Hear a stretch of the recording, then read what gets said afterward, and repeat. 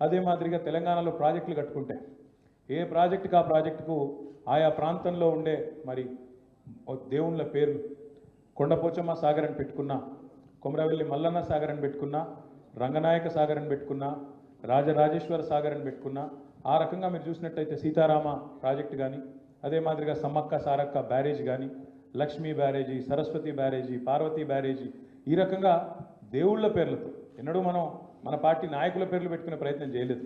మన వాళ్ళ పేర్లు పెట్టుకునే ప్రయత్నం, మన డబ్బా మనమే కొట్టుకునే ప్రయత్నం చేయలేదు. స్వోత్కర్షకు ఎన్నడూ ప్రయత్నం చేయలేదు. ఈ ప్రాంతం శాశ్వతం. ఎందుకంటే కేసీఆర్ గారు మాకు నేర్పిన సిద్ధాంతం ఒకటే, అధికారం శాశ్వతం కాదు, అధికారం శాశ్వతం కాదు, కానీ తెలంగాణ శాశ్వతం, తెలంగాణ చరిత్ర శాశ్వతం, తెలంగాణ యొక్క గొప్పదనం శాశ్వతంగా నిలవాలన్న ఒక ఆలోచనతోనే ఈ ప్రయత్నం చేసినాం తప్ప ఎన్నడూ కేసీఆర్ గారి పేరు పెట్టి ఒక కార్యక్రమం చేయాలనో, కేసీఆర్ గారి పేరు మీద ఇంకోటి చేయాలనో ప్రయత్నం మేము ఎన్నడూ కూడా చేయలేదు. ఆయన ఇష్టం కూడా లేకున్నా కొన్నిసార్లు బలవంతంగా మేము పెట్టినాం. కేసీఆర్ కిట్ అని పెట్టింది ఆనాడు అక్కడ ఉన్న మంత్రివర్గంలో మేము కొట్లాడి పెట్టాం తప్ప సార్ వద్దన్నాడు. వద్దు నా పేరు ఎందుకని చెప్పి వారించినా కూడా వినకుండా కొన్ని ప్రయత్నాలు మేము చేసినాం తప్ప ఎన్నడూ కేసీఆర్ గారు తన కోసం, తన కీర్తి కండుస్ కోసం, తనకేదో కావాలనే ఆలోచన మాత్రం ఎన్నడూ చేయలేదు. కాళోజీ కళాక్షేత్రం అని వరంగల్లో కట్టినా దాని తదుపరి ఇతర జిల్లాలకు కూడా కళాభారతి పేరిట నల్గొండలో కానీ, నిజామాబాద్లో కానీ కవులకు, కళాకారులకు, రచయితలకు, సాహితీవేత్తలకు పెద్దపీట వేయాలన్న ప్రయత్నం కేసీఆర్ గారు చాలా బలంగా చేసినారు. అదే మాదిరిగా గ్రంథాలయ సంస్థ అధ్యక్షుడిగా శ్రీధర్ గారు కూడా చాలా పెద్ద ఎత్తున ప్రయత్నం చేసినారు. హైదరాబాద్లో కానీ, బయట కానీ, చాలా పెద్ద ఎత్తున వరంగల్లో కానీ గ్రంథాలయాలు కొత్తవి ఎన్నో ప్రారంభించుకున్నాం. చాలా ప్రయత్నం జరిగింది. కానీ డెఫినెట్గా జరగాల్సినంత మాత్రం జరగలేదు. ఇంకా జరగాలి, ఇంకా బాగుండాలి అనే కోరిక ఏదైతే తెలంగాణ సమాజంలో ఉందో దాన్ని తప్పకుండా ముందుకు తీసుకొని పోయే ప్రయత్నం ఈ సందర్భంగా చేయవలసిన అవసరం ఉందని చెప్పి ప్రతి ఒక్కరు కూడా నొక్కి వక్కానించినారు. తప్పకుండా ఆ బాధ్యతను బీఆర్ఎస్ పార్టీ తీసుకుంటుంది.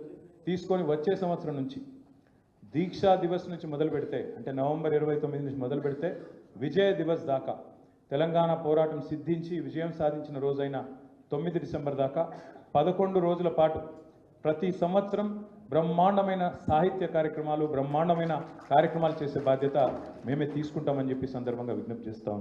ఇదేదో ఈ సంవత్సరం ఒకటే కాదు, ఇక నుంచి ప్రతి సంవత్సరం ఈ 11 రోజుల పాటు విస్తృతంగా కార్యక్రమాలు చేస్తాం.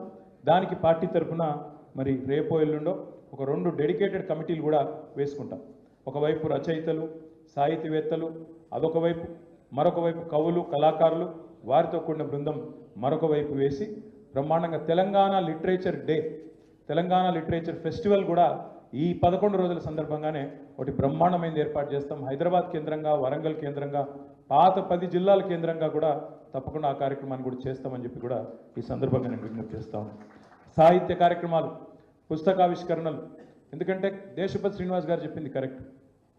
సింహాలు తమ గాథ తాము చెప్పుకోకపోతే వేట కుక్కలంటే బాగుండదేమో, వేటగాళ్ళు చెప్పే పిట్టకథలే చరిత్రగా నిలిచిపోతే అని వారు ఏదైతే చెప్పినారో, సింహాలు తమ గాథ తాము చెప్పుకోకపోతే వేటగాళ్ళు చెప్పే పిట్టకథలే మరి చరిత్రగా నిలిచిపోతాయని వారు ఏదైతే చెప్పినారో అది అక్షర సత్యం. ఇంగ్లీష్లో కూడా దానికి అందంగా ఒక లైన్ ఉంటుంది, history gets written by the victor అని.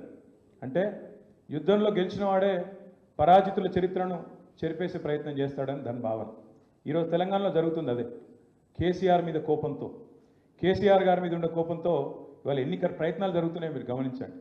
నిన్న ముఖ్యమంత్రి మాట్లాడతాడు, ఎన్టీ రామారావు గారు ట్యాంక్ బండ్ మీద పెట్టిన విగ్రహాల గురించి ప్రస్తావిస్తాడు హైదరాబాద్లో. కానీ ఇవాళ మొత్తం హైదరాబాద్ అంతా అచ్చరు పొందే విధంగా చూసే 125 అడుగుల నిలువెత్తు అంబేద్కర్ విగ్రహం గురించి మాత్రం ఆయన నోట్లకెళ్ళి మాట వస్తలేదు. అంబేద్కర్ గారి పేరిట కట్టిన అద్భుతమైన సచివాలయం, ఒక రాజసౌధం లాంటి, ఒక శ్వేత సౌధం లాంటి సచివాలయం గురించి మాత్రం ఒక్క మాట రాదు.